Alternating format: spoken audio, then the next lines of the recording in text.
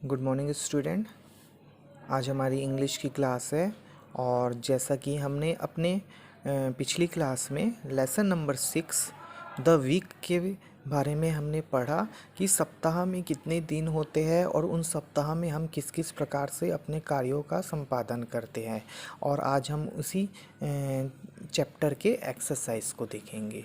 तो page number 26 में हम उस चैप्टर के एक्सरसाइज को देखेंगे, लेसन नंबर 6 के द वीक के। तो यहाँ पे दिया हुआ है exercise first, number there serially.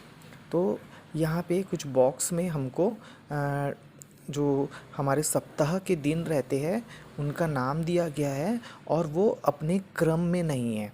तो हमको इसे उसके क्रम में लिखते जाना है या उस क्रम जो सही क्रम है उसके सामने 1 2 3 लिखना है।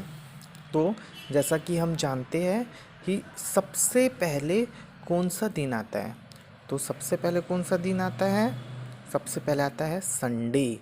तो ये संडे है, संडे के सामने हमको 1 लिखना है।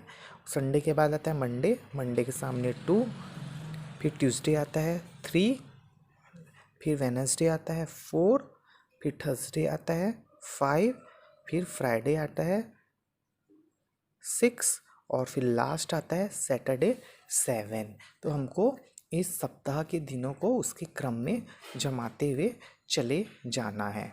तो इसके लिए सबसे पहले हमें याद होना चाहिए कि सप्ताह में कितने दिन आते हैं और उन दिनों के नाम हमको याद होना चाहिए।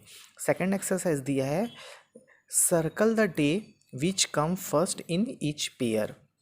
तो यहाँ पे दिनों के नाम दिए हुए, डे के नाम दिए गए हैं और कौन सा डे पहले आता है उसमें हमको सर्कल करना है। जैसे कि देखिए यहाँ पे एग्जांपल के तौर में दिया हुआ है मंडे और ट्यूसडे।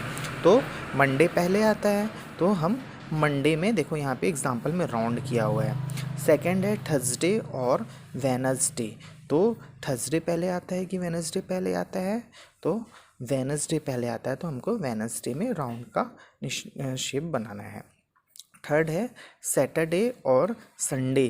तो सब पहले क्या आता है, संडे तो नहीं आता, पहले सैटरडे आता है फिर संडे आता है, तो सैटरडे में हमको राउंड लगाना है। फोर्थ है फ्राइडे और थर्सडे।